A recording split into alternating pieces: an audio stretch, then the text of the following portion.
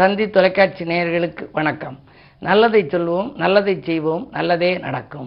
இன்று 30/3/2023 வியாழக்கிழமை. புனர்பூசம் நட்சத்திரம் இரவு 12:40 வரை, பிறகு பூசம் நட்சத்திரம். இன்றைக்கு ராம நவமி. அது மட்டுமல்ல, நந்தி கல்யாணம் நடைபெற்ற நாள். 2 முக்கிய விழாக்கள் நடைபெற்ற நாள். இன்று ராமநவமி. ராமபிரான் பிறந்த நவமி என்பதனாலே திருமால் ஆலயங்கள், அனுமன் ஆலயங்களிலே ராமநவமி நடக்கும். சூரக்குடி ஆஞ்சநேயர் கோயிலிலே என்னுடைய தலைமையிலே இன்று ராமநவமி விழா நடைபெறுகிறது. அது மட்டுமல்ல, இன்று திருமலபாடி என்ற ஊரிலே நந்திக்கு கல்யாணம் மிகச்சிறப்பாக நடைபெறும். நந்திக்கு ஒரு பாடல் உண்டு. அதாவது, பொன்னார் மேனியனே புலித்தோலை அறக்கிசைத்து மின்னார் செஞ்சடை மேல் மிளிர்குன்றை அணிந்தவனே மன்னே மாமணியே மலபாடியுள் மாணிக்கமே அன்னே உன்னையெல்லால் இனியாரி நினைக்கேனேன்னு ஒரு பழைய பாடல். அந்த மலபாடி என்பது திருமலபாடியை குறிப்பது. தஞ்சை மாவட்டத்திலே திருமலபாடியிலே தான் நந்திக்கு திருமணம் நடந்த நாள். பங்குனி மாதம் புனர்பூச நட்சத்திரத்திலே நந்தியம்பெருமானுக்கு விவாகம் நடந்ததாம். இந்த நந்தி கல்யாணத்தை பார்த்தால் என்ன நடக்கும்? நந்தி கல்யாணம் பார்த்தால் முந்தி கல்யாணம் நடக்கும் என்பார்கள். இதுவரை கல்யாணமாகாதவர்களாக இருந்தால், ஆண்களாக இருந்தாலும் பெண்களாக இருந்தாலும், இன்று வாய்ப்பிருப்பவர்கள் நந்தி கல்யாணம் பார்க்கலாம். இல்லை என்றாலும் நந்தியை நாம் வழிபடலாம். அதே நேரத்திலே சிவகங்கை மாவட்டத்திலே காரைக்குடி அருகில் உள்ள மாத்தூர் என்ற ஊர், கொங்கண முனிவர் இரும்பை தங்கமாக மாற்று பார்த்த ஊர் மாற்றூர் என்று சொல்வார்கள். அப்படிப்பட்ட மிகச் சிறப்பு வாய்ந்த செட்டிநாட்டு திருத்தலம் அந்த மாத்தூர் கோவிலிலே இன்று இந்த நந்தி கல்யாண வைபவம் நடைபெறுகிறது. நந்தி கல்யாணம் மட்டுமல்ல, கல்யாணம் ஆகாத தம்பதியர்களுக்கு அங்கு பொற்றாலி வழங்கும் விழாவும் ஏற்பாடு செய்திருக்கின்றார்கள். அந்த நிகழ்ச்சியிலும் நான் கலந்து கொள்கின்றேன்.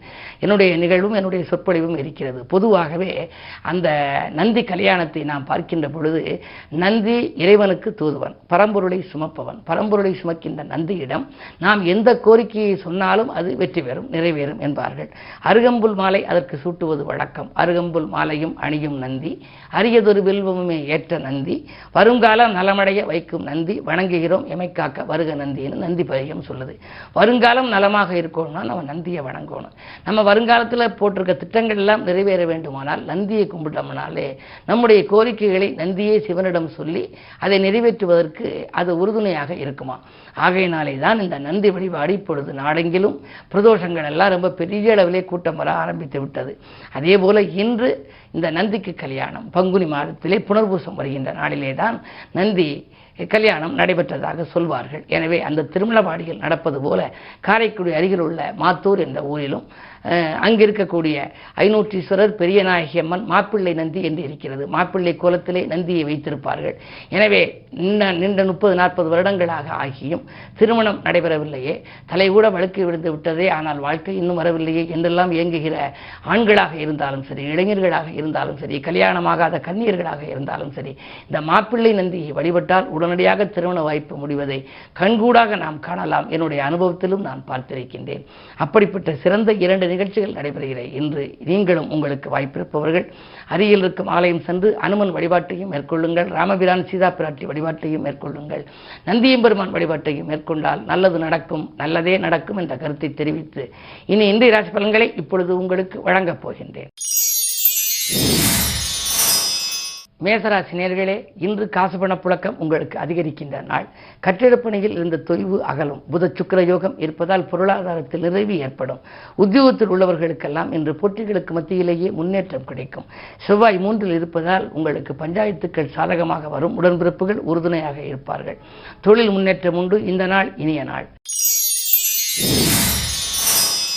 ரிஷபராசி நேயர்களே, உங்களுக்கெல்லாம் விரயஸ்தானம் வலுவாக இருக்கின்றது. எனவே விரயங்கள் கொஞ்சம் கூடுதலாக இருக்கும். எதிர்காலத்தை பற்றிய பயம் மனதை கவ்வும். எந்த முடிவும் நீங்கள் தீர்க்கமாக எடுக்க முடியாது. மாமன் மைத்துன வழியில் மனக்கசப்பு தரும் தகவல்கள் கூட வரலாம். உத்தியோகத்தில் கூட உங்களுக்கு போட்டிகளுக்கு மத்தியிலேயே முன்னேற்றங்கள் உண்டு. அது மட்டுமல்ல, உங்களுக்கு விருப்ப ஓய்வில் வெளிவரலாமா என்று சிந்திக்கின்ற அளவுக்கு அங்கு இடையூறுகள் கூட வரலாம். எனவே எதையும் பொறுமையோடு கையாள வேண்டிய நாள் இந்த நாள். இன்று உங்களுக்கு நந்தி வழிபாடும் அனுமன் வழிபாடும் நல்லது நடக்க வைக்கும். மிதுனராசினியர்களே, உங்களுக்கெல்லாம் இன்று ராசியிலேயே சந்திர மங்கள யோகம் இருக்கிறது.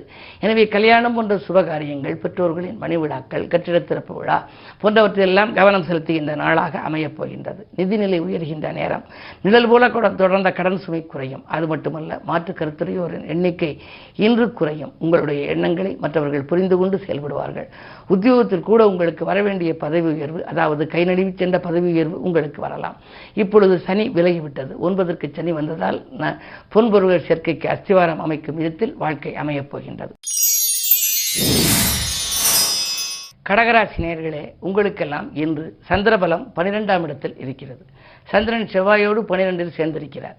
ராஜநாதன் 12இல் இருக்கின்ற பொழுது விரயங்கள் கொஞ்சம் கூடுதலாகவே இருக்கும். எதையும் நீங்கள் திட்டமிட்டு செய்ய இயலாது. பயணங்கள் உங்களுக்கு அதிகரிக்கலாம். பயணங்களால் பலன் கிடைக்குமா என்றால் 8லே சனி இருக்கின்றார். பயன் கிடைப்பதும் அரிது. பிறருக்காக பாடுபடும் யோகத்தை பெற்ற உங்களுக்கு இன்று மற்றவர்களுக்கு நீங்கள் செய்வது அந்த காரியம் வெற்றி பெறும். ஆனால் உங்களுக்கு நீங்களாக செய்து கொள்கின்ற காரியத்தில் வெற்றி கிடைக்குமா என்பது சந்தேகம்தான். என்ன இருந்தாலும் இன்று குருவாரம்.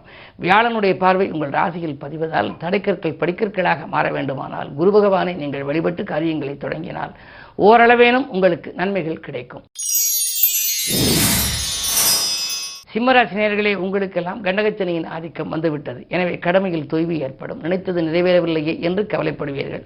உடன் இருப்பவர்கள் உங்கள் குணமறிந்து நடந்து கொள்ள மாட்டார்கள். நிதி பற்றாக்குறையின் காரணமாக ஒரு சிலர் கடன் வாங்க நேரிடும். சங்கிலித்தோடு போல கூட கடன்கள் அமையலாம். என்ன இருந்தாலும் இன்று உங்களுக்கு வழிபாடுகள் தான் கை கொடுக்கும். கன்னிராசி நேயர்களே, உங்களுக்கெல்லாம் குரு பார்வை இருப்பதனாலே குழப்பங்கள் அகலும், குதூகலம் கூடும். தொழில் முன்னேற்றத்திற்கு தொகை கேட்ட இடத்தில் கிடைக்கும். உத்தியோகத்தில் இருப்பவர்களுக்கு நல்ல இடத்திலிருந்து அழைப்புகள் வரலாம். உங்களுக்கு வேலை பார்க்கும் இடத்திலே காட்டிலும் கூடுதலாக சம்பளம் தருவதாக சொல்லி மற்ற நிறுவனங்களிலிருந்து, அயல் மாநிலங்களிலிருந்து கூட உங்களுக்கு வரலாம். அதே நேரத்தில் 2இல் கேது இருப்பதால் யாருக்கும் வாக்கு கொடுக்க வேண்டாம். கொடுத்தால் கொடுத்த வாக்கை காப்பாற்ற இயலாமல் போகலாம். துலாம் ராசி நேயர்களே, உங்களுக்கெல்லாம் ஜென்மத்தில் கேது 7லே ராகு இருக்கின்றார். எனவே எதையும் திட்டமிட்டு செய்ய இயலாது. ஏற்றமும் இறக்கமும் கலந்த நிலை உங்களுக்கு உருவாகலாம். அக்கறை காட்டிய செயலில் கூட உங்களுக்கு ஆதாயம் கிடைக்காமல் போகலாம். 5லே சனி இருக்கின்றார். பிள்ளைகளை உங்கள் மேற்பார்வையில் வைத்துக் கொள்வது நல்லது.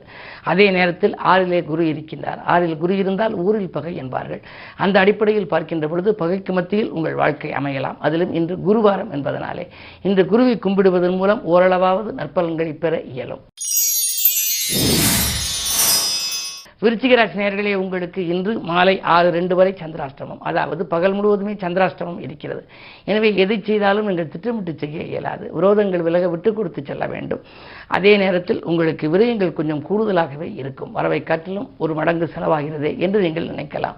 போட்டிகளுக்கு மத்தியில் முன்னேற்றம் ஏற்படக்கூடிய நாள் என்று கூட கருதலாம். இன்று நீங்கள் அமைதியையும் நிதானத்தையும் கடைபிடிக்க வேண்டும்.